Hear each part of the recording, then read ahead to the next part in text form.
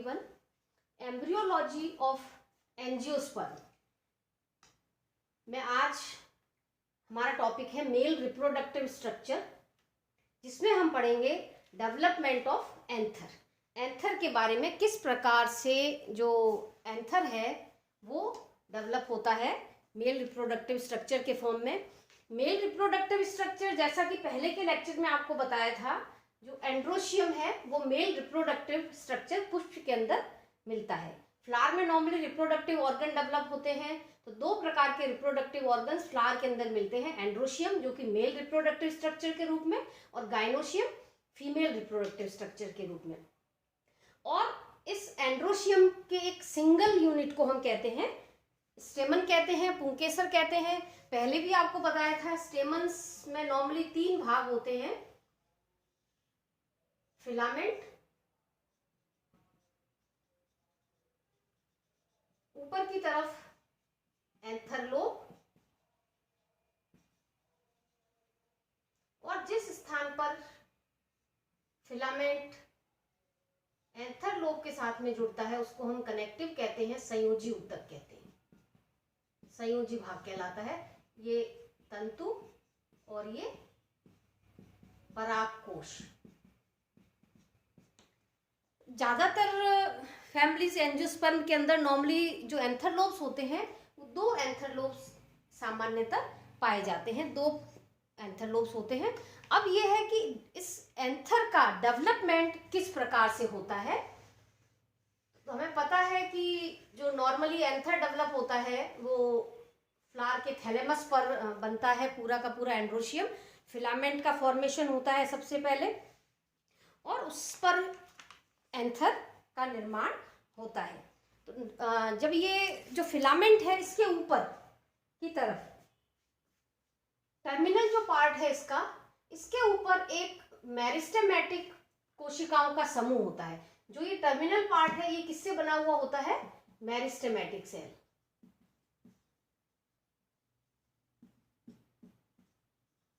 इनको हम कहते हैं विभज्योति की कोशिकाएं। और मेरिस्टेमेटिक सेल की विशेषता ये होती है कि इनके अंदर लगातार बढ़ने की और विभाजन की क्षमता बनी रहती है, लगातार ये ग्रो करती हैं और डिवाइडिंग कैपेसिटी इनके अंदर पाई जाती है। तो इस फिलामेंट के ऊपर एक कोशिकाओं का, विभाजित होने वाली कोशिकाओं का समूह पाया जाता है टर्मिनल पार्ट पर। तो ये जो विभाजित होने वाली कोशिकाओं का समूह है टर्मिनल पार्ट पर, वो कुछ इस तरह से दिखाई देता है।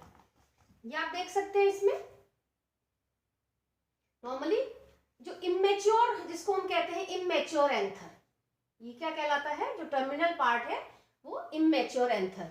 इमेच्योर एंथर जो होता है नॉर्मली ओवल या स्फेरिकल शेप में होता है, लेकिन जैसे ही ये मैच्योर हो जाता है इट्स बिकम टेट्रागोनल स्ट्रक्चर, इस तरह से दिखाई देता है। तो अब ये ओवल स्ट्रक्चर से किस प्रकार से टेट्रागोनल स्ट्रक्चर का निर्माण होता है, किस प्रकार से पूरा का पूरा एंथर डेवलप होता है। तो इस जो इमेच्योर एंथर है इसमें सबसे बाहरी सिंगल लेयर जो संरचना होती है उसको हम कहते हैं एपिडर्मिस, अधिचर्म।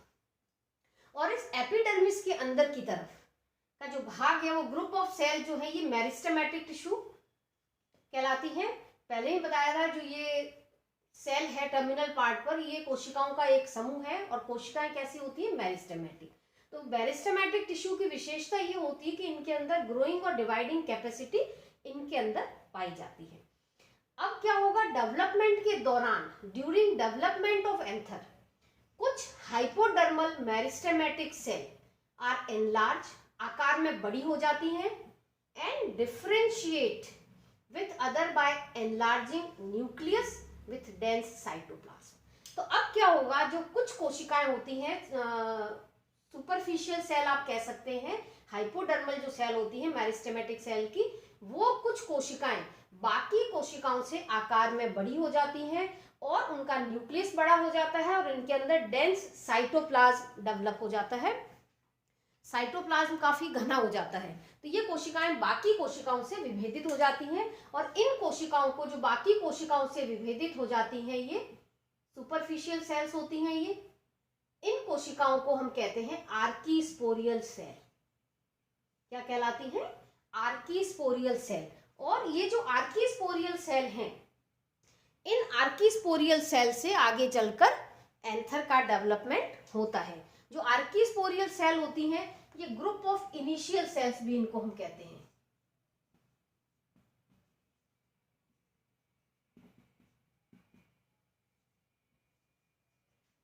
कोशिकाओं का ऐसा समूह जो कि आगे डेवलपमेंट को इनिशिएट करता हो, प्रारंभ करता हो, तो इनको हम इनिशियल सेल भी कहते हैं।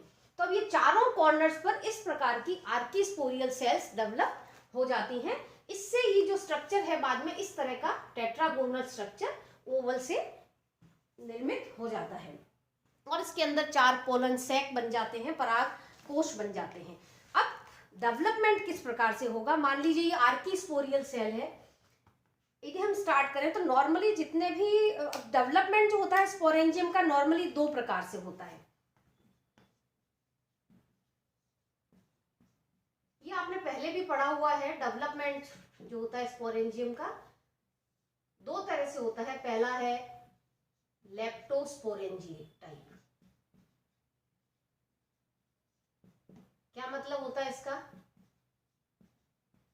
लेप्टोस्पोरेंजिएट टाइप का मतलब होता है जब बीजाणुधानी या स्पोरेंजियम का डेवलपमेंट एक सिंगल सेल से होता है। When sporangium is develop from single cell, उसको हम कहते हैं लेप्टोस्पोरेंजिएट टाइप। और नॉर्मली जितने भी फर्न्स वगैरह होते हैं टेरिडोफाइट्स के अंदर, उनके अंदर लेप्टोस्पोरेंजिएट प्रकार का डेवलपमेंट पाया जाता है। दूसरा टाइप है इसमें eusporangiate type.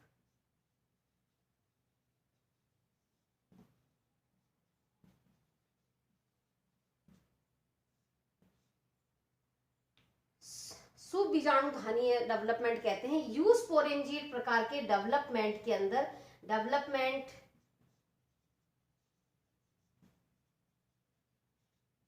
From group of cells, दोनों में क्या अंतर है? लेप्टोस्पोरेंजिएट के अंदर डेवलपमेंट एक कोशिका के द्वारा होता है, जबकि यूस्पोरेंजिएट प्रकार में स्पोरेंजियम का डेवलपमेंट कोशिकाओं के समूह के द्वारा होता है, ग्रुप ऑफ सेल्स के द्वारा होता है। तो नॉर्मली जितने भी इन ऑल एंजियोस्पर्म्स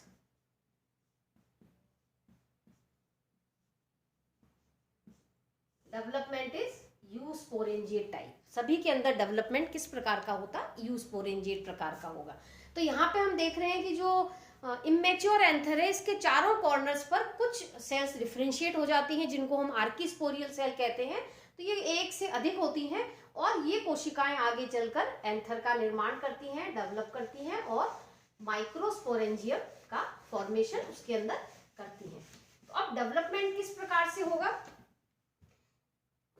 इसमें मान लीजिए हम स्टार्ट करते हैं कि हमने एक आर्कीस्पोरियल सेल ली। इस आर्कीस्पोरियल सेल के अंदर सबसे पहला विभाजन होगा जिसको हम पेरिक्लिनल डिवीजन कहते हैं। पेरिक्लिनल डिवीजन, इसको हम पीडी से भी लिख सकते हैं। तो जब पेरिक्लिनल डिवीजन होगा तो उससे क्या होगा, दो कोशिकाएं बन जाएंगी। व्हाट अब आता है कि पेरिक्लिनल और 2 प्रकार के डिवीजन यहां हम पढ़ेंगे, पेरिक्लिनल डिवीजन एंड एंटीक्लिनल डिवीजन। थोड़ा सा इसके बारे में बता देती हूँ क्योंकि ये टर्म्स हम बार बार यूज करेंगे। What is periclinal division? Periclinal division के अंदर क्या होता है, जो ये एक सेल है, मान लीजिए ये इसकी हॉरिजॉन्टल सरफेस है, मेन सरफेस है। तो जब डिवीजन जो होते हैं, divisions are parallel to their surface, horizontal surface. जो पेरिक्लिनल डिवीजन होता है इसको हम परिणत विभाजन कहते हैं।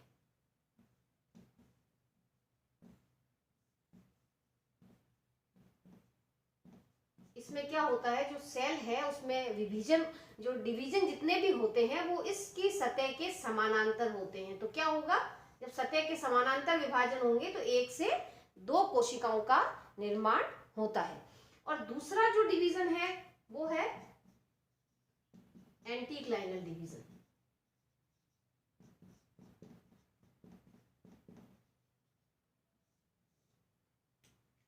ये कहलाता है अपनत विभाजन।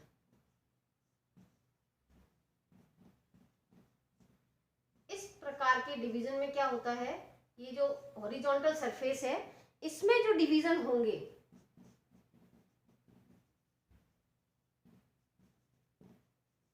उसके right angle to their surface, सतह के राइट एंगल पर होंगे, या फिर हम कह सकते हैं परपेंडिकुलर, इस तरह से। तो ये दो डिवीजन होंगे। देखिए, पहला परिणत विभाजन, जिसमें जो सरफेस होती है, सतह होती है उसकी हॉरिजॉन्टल सरफेस, उसके पैरेलल होते हैं, समानांतर विभाजन होते हैं, तो कोशिकाओं की संख्या में, लेयर्स में इंक्रीज हो जाती है। और जो दूसरा प्रकार का विभाजन है एंटीक्लाइनल डिवीजन, अपनत विभाजन कहते हैं, इसमें सरफेस के राइट एंगल पर या फिर परपेंडिकुलर डिवीजन होते हैं, इससे नंबर ऑफ सेल्स इंक्रीज हो जाती हैं। अब मान लीजिए यदि कोई एक सेल है, इसके अंदर बोथ, इसको हम कहते हैं पीडी, पेरिक्लिनल डिवीजन, इसको हम शॉर्ट में लिख सकते हैं एडी, एंटीक्लाइनल डिवीजन। तो बोथ पीडी एंड एडी दोनों डिवीजन होंगे तो क्या होगा, एक मल्टी लेयर्ड स्ट्रक्चर बन जाएगा।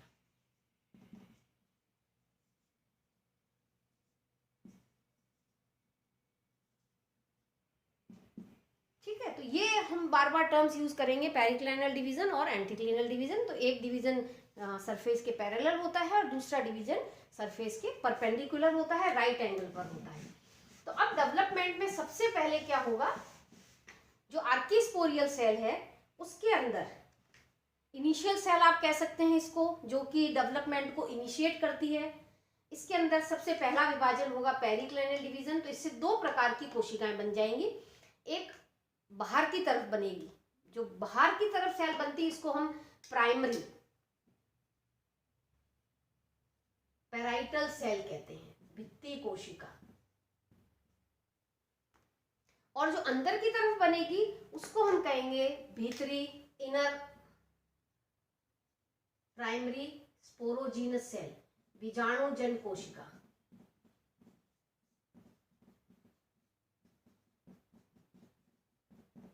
अब देखिए, नाम से ही पता चल रहा है जो दो सेल बन रही हैं, एक आउटर प्राइमरी पैराइटल सेल बन रही है और दूसरी जो भीतर की तरफ बन रही है वो प्राइमरी स्पोरोजीनस सेल बन रही है। अब बाहर और भीतर कहाँ, मान लीजिए ये एक सेल है आर्कीस्पोरियल सेल, जिसके अंदर जब डिवीजन होगा पेरिक्लिनल डिवीजन, तो एक सेल बाहर की तरफ बनेगी टुवर्ड्स पेरिफेरी, टुवर्ड्स एपिडर्मिस, तो इसको हम कहेंगे पैराइटल सेल। और दूसरी सेल क्या बनेगी, टुवर्ड्स सेंटर, इसको हम कहेंगे स्पोरोजीनस सेल। इसी तरह से सारी सेल्स के अंदर इस प्रकार से विभाजन होंगे। तो एक सेल बाहर की तरफ टुवर्ड्स, जो सेल टुवर्ड्स एपिडर्मिस बनती है, टुवर्ड्स पेरिफेरी बनती है, उसको हम प्राइमरी पैराइटल सेल कहते हैं, भित्ति कोशिका कहते हैं। और जो टुवर्ड्स सेंटर बनती है उसको प्राइमरी स्पोरोजीनस सेल या बीजाणुजन कोशिका कहते हैं। अब नाम से ही पता चल रहा है कि जो पैराइटल सेल है, क्योंकि भित्ति कोशिका कहते हैं, तो वो क्या करेगी, जो एंथर है उसकी वॉल का निर्माण करेगी, भित्ति का निर्माण करेगी। तो इसमें जो आउटर प्राइमरी पैराइटल सेल है उसके अंदर क्या होगा, पेरिक्लिनल और एंटीक्लिनल दोनों विभाजन होंगे। जैसे मैंने पहले ही बता दिया था आपको कि जब दोनों विभाजन होते हैं तो मल्टी लेयर्ड सेल बनती है। तो यहाँ पर क्या होगा, बहुस्तरीय भित्ति का निर्माण होगा। और ये बहुस्तरीय भित्ति कौन कौन सी होगी, endothecium, middle layers and tapetum. अब यहाँ पे एपिडर्मिस तो हमने नहीं लिखा, क्योंकि एपिडर्मिस भी होती है, क्योंकि एपिडर्मिस जो है वो यंग एंथर के अंदर भी पहले से ही उपस्थित होती है, इसीलिए इसका निर्माण पैराइटल सेल के द्वारा नहीं होता है। यहाँ पे ये चीज हमें ध्यान रखनी है कि जो पैराइटल सेल है उससे तीन प्रकार की वॉल लेयर बनती है, एंडोथीसियम, मिडिल लेयर और टैपिटम। वैसे इस एंथर के अंदर 4 लेयर्स होती हैं वॉल की, एक एपिडर्मिस भी होती है, लेकिन क्योंकि एपिडर्मिस पहले से ही उपस्थित होती है इसीलिए उसका फॉर्मेशन पैराइटल सेल के द्वारा नहीं होता है।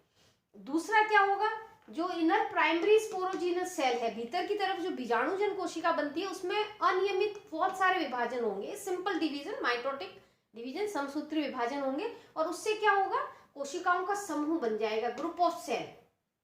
ग्रुप ऑफ सेल को नॉर्मली हम क्या कहते हैं, जब ग्रुप ऑफ सेल बनता है तो उसके लिए डेफिनेशन हम कहते हैं, इनको हम कहते हैं टिश्यू, ऊतक बन जाते हैं। और ऊतक कौन सा होगा, बीजाणुजन ऊतक।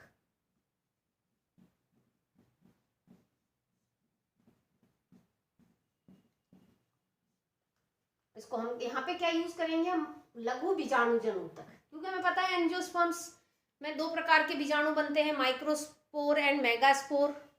हिट्रोस्पोरी पाई जाती है, तो इसलिए यहाँ पे हम यूज करेंगे इसको लघु बीजाणुजन ऊतक। आगे चलकर क्या होगा, ये जो लघु बीजाणुजन ऊतक है इसकी कोशिकाएं एक दूसरे से अलग हो जाएंगी और ये बनाएंगी माइक्रोस्पोर, मदर सेल, लघु बीजाणु मात्र कोशिका, और आगे चलकर ये लघु बीजाणु मात्र कोशिका अर्धसूत्री विभाजन के द्वारा माइक्रोस्पोर का निर्माण करती हैं। तो अब ये जब इस प्रकार का स्ट्रक्चर, जब माइक्रोस्पोरोजीनस टिश्यू तक फॉर्मेशन हो जाता है, तब क्या होगा, जो स्ट्रक्चर है, जैसे मैंने पहले कहा था, जो स्ट्रक्चर होता है शुरू में ओवल या स्फेरिकल होता है, और मैच्योर जो एंथर होता है वो टेट्रागोनल स्ट्रक्चर बन जाता है। तो इस प्रकार की संरचना में क्या होगा, देखते, जो इसके चारों कॉर्नर्स पर एक एक पोलन सैक बन जाएगा, स्पोरेंजियम बन जाएगी। और यदि स्ट्रक्चर देखें तो सबसे बाहर की तरफ एपिडर्मिस होती है, सिंगल लेयर। इसके बाद सेकेंड लेयर जो होती है, first is epidermis, second single layer endothecium. अंदर की तरफ थर्ड जो लेयर है वो 1 से 3 मिडिल लेयर होती है, और सबसे भीतरी जो फोर्थ लेयर होती है वो है टैपिटम। जो एंडोथीसियम है यहाँ पर, उसी के कुछ सेल लूजली अरेंज होकर साइज में इंक्रीज होकर बनाती है स्टोमियम।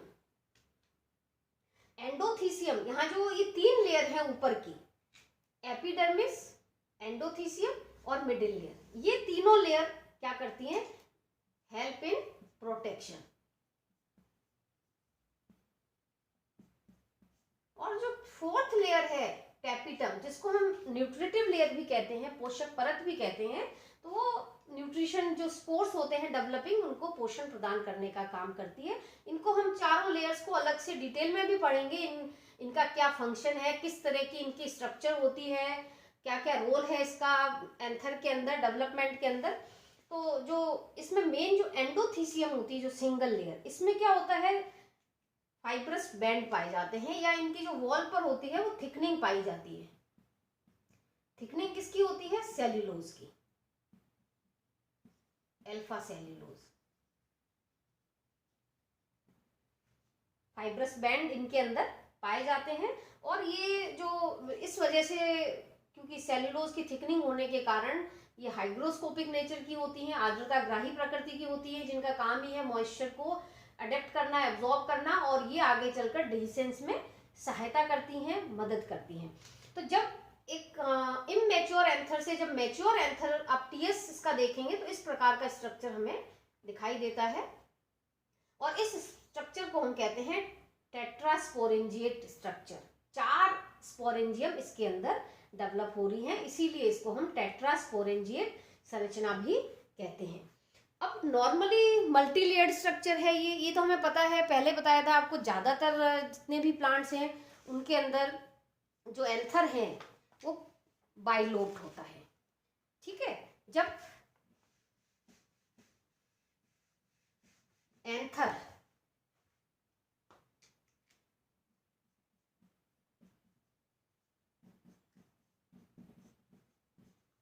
बाइलोब्ड, या हम डाइथिकस कहते हैं जिसको हम, जब एंथर बाइलोब्ड होता है तब इसके अंदर क्या होती है, 4 स्पोरेंजिया बन जाती हैं, और इस तरह के एंथर को हम कहते हैं टेट्रास्पोरेंजिएट।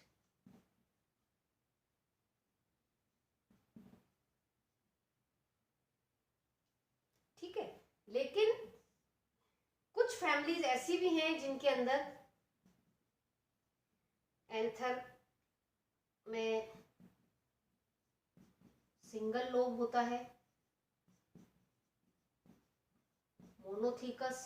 ये आपको स्ट्रक्चर में बताया था मैंने, मालवेसी के अंदर मोनोथीकस प्रकार का एंथर लोब पाया जाता है, एक सिंगल ही एंथर होता है। इसके अंदर 2 स्पोरेंजिया बनती हैं।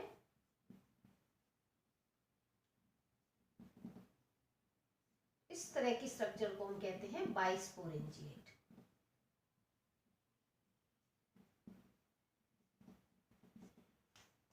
ठीक है, तो जब नॉर्मली मैक्सिमम फैमिलीज के अंदर एंथर बाइलोब्ड होता है, डाइथिकस होती है, तो जो स्ट्रक्चर बनता है इसका एंथर का वो टेट्रास्पोरेंजिएट बनता है। लेकिन हमने कुछ एग्जांपल्स, कुछ एक्सेप्शन है, जैसे single lobe in family Malvaceae.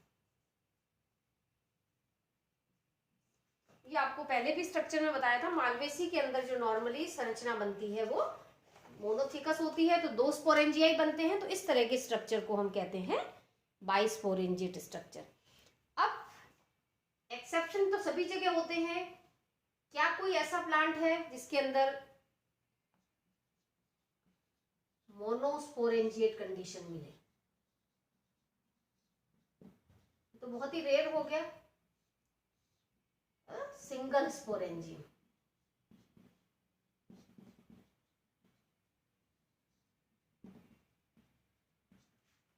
एक ही बीजाणुधानी बने, यहाँ पे 4 स्पोरेंजियम बन रहे हैं, यहाँ पे 2 स्पोरेंजियम बन रहे हैं, लेकिन यहाँ पर एक स्पोरेंजियम का निर्माण होता है। तो उसके लिए हम लिख सकते हैं, एक प्लांट है आर्सुथोबियम।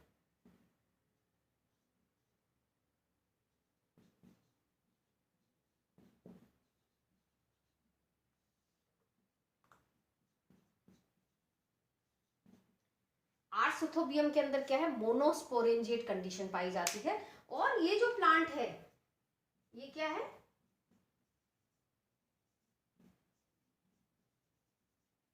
Total stem parasite. पैरासाइट में तो एक कॉमन पैरासाइट तो हम सब जानते ही हैं, कस्कुटा, जिसको अमरबेल के नाम से जानते हैं। और ये एक और पैरासाइट है आर्सुथोबियम, जिसके अंदर मोनोस्पोरेंजिएट कंडीशन पाई जाती है। और इसकी दूसरी विशेषता ये है कि इसके अंदर जो फाइब्रस बैंड होते हैं, थिकनिंग जो होती है वो कहाँ प्रेजेंट होती है,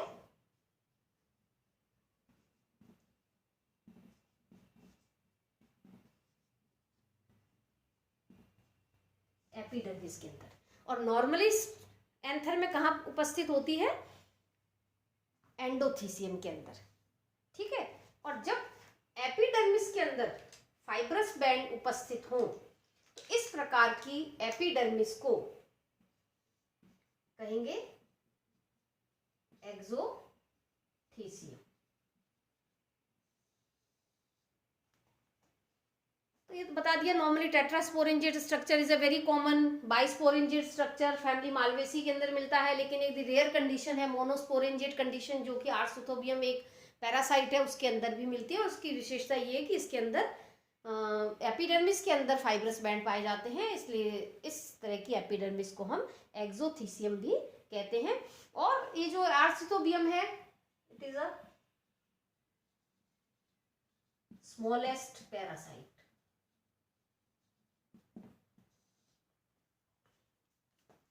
ये आज आपको एंथर के डेवलपमेंट के बारे में बताया। एंथर का डेवलपमेंट एक बार थोड़ा सा रिवाइज कर लेते हैं। जो फिलामेंट का टर्मिनल पार्ट है वो एक ग्रुप ऑफ सेल से बना हुआ होता है, जो कि मेरिस्टेमेटिक सेल्स होती हैं। और ये जो इमेच्योर एंथर है वो ओवल या स्फेरिकल स्ट्रक्चर होता है। इसके मार्जिन पर कुछ हाइपोडर्मल सेल बाकी सेल से डिफ्रेंशिएट हो जाती हैं by enlarge in size, enlarging nucleus with then cytoplasm. और इस तरह की सेल्स को हम कहते हैं आर्चीस्पोरियल सेल। और ये आर्कीस्पोरियल सेल पहले पेरिक्लिनर डिवीजन द्वारा विभाजित होकर 2 सेल्स बनाती हैं, बाहर की तरफ पैराइटल सेल और भीतर की तरफ स्पोरोजीनस सेल। पैराइटल सेल हैं वो आगे चलकर वॉल लेयर का निर्माण करती हैं, और जो स्पोरोजीनस सेल हैं वो फिर से इरेगुलरली डिवाइड होकर ग्रुप ऑफ सेल्स बनाती हैं, जिनको हम माइक्रोस्पोरोजीनस सेल्स या टिश्यू कहते हैं। बीजाणुजन ऊतक कहलाता है। और ये बीजाणुजन ऊतक आगे